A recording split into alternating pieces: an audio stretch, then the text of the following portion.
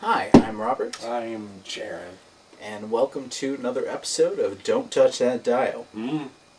This episode, we're going to talk about the FX series, The Shield. The Shield is an, I believe, award-winning, at least award-nominated series, crime series that ran on FX. It's now available on DVD through such outlets as Amazon.com. Yeah, and it follows the corrupt police officer Vic Mackey in Los Angeles and his strike team who investigate gang-related crimes. And the 7-season series follows their exploits and sort of their descent into further levels of darkness. Each episode has sort of a story of the week, this particular crime or this gang does something or other, and then there's the larger story of how Vic and his team are trying to get away with certain things that they've done. What did you think, Jaron? Of the show in general? Yeah. I was thoroughly pleased with it. It's now one of my favorite shows. Which, at one time I wasn't that big into crime drama type shows. But this one there was something about it that was, even if I wasn't all that super interested in the crime aspect of it specifically, the show was still really compelling besides that fact. So I really enjoyed it a lot. Yeah, I think it's an excellent series. It's every person in the cast is well placed. They all do a great job. There's an excellent writing team behind it. I can't think of a single weak link in the show. No. Basically, start to finish, almost every episode is top quality. There are a couple of lulls in the storyline here and there, and some things drag a little bit, but I'd say... But having a couple of, slower episodes in a 7-season span, that's not bad. Too bad. That's not a bad track record at all. I'd say low points of the series, pro cons is it has some moments of extreme violence, like surprising for basic cable. I mean, technically they can get away whatever they want, but they get away with some. Restrain themselves. Yeah, they get away with some pretty heinous stuff in this show. There were some moments in this show that were just downright hard to watch. It's definitely not for kids unless you're a really awesome parent.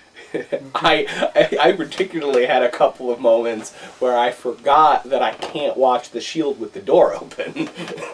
And then something inappropriate would happen. I go, oh yeah, and have to get up and shut the door. Because God forbid someone walk in on me watching The Shield. Yeah. A lot of pros. Actors, storyline, writers, production value. Yeah, everything. They clearly have a beginning, middle, and end. It's not something where it goes on too long. I'd say the ending of the series may be one of the best that television has ever seen. It's definitely one of the most complete and satisfying, which is something that you don't always get with television series. A lot of times they end up getting stretched out past what they meant to be done, or they end up starting out with a good concept, but they never had an end game in mind, so it just kind of ends up, fluttering out, But this, even despite, because working in TV, you don't know how long you're going to have. Even despite that, they managed to have a very clear beginning, middle, and end. Anything else to say on that that's non-spoiler? Trying to stay away from spoilers. Just, I don't know. I adored a lot of stuff about the show, particularly the cast. They just had an amazing group of people come together to Yeah, work on the show. Michael Chiklis is amazing as Vic, and surprisingly, he's not always the best player. I mean, Walton Goggins almost steals the show as he does. Shane Vandrell. Yeah, Shane Vandrell. Yeah. And it definitely starts out as Vic's show, and he's definitely the one you're the most entertained by, but he gets a run for his money by the end of the show. There's some great guest runs. Glenn Close does the season. Forrest Whitaker. All of their guest spots were always really good too. Yeah, Anthony Anderson, who I primarily knew through comedy. Yeah, that was the most surprising. Comedic bits. Does an amazing run as a chilling villain. Yes, Antoine Mitchell. Yeah, very surprising, considering my experience with his comedy. I wouldn't have pegged him for being so good at playing the villain, especially in a show where you never quite know who the villain is, where everyone's a villain. So yeah. Okay, so yeah, highly recommended if you give it. Yes. If you get a chance to buy it, do so. Occasionally, Amazon will run a special. I got the series set for $50 off of Amazon. I'd say that is a deal not worth missing. Yeah. If it's still going on. Yeah. Especially for a show that seems to have kind of fallen a bit more into obscurity since it was around. Yeah. I mean, I think I knew about the show. But, it's not like I had really thought anything about it until you specifically let me borrow the series set.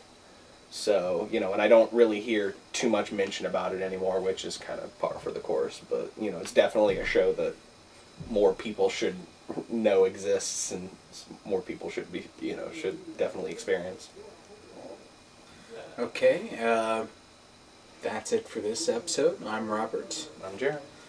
Thanks for watching. See you next time.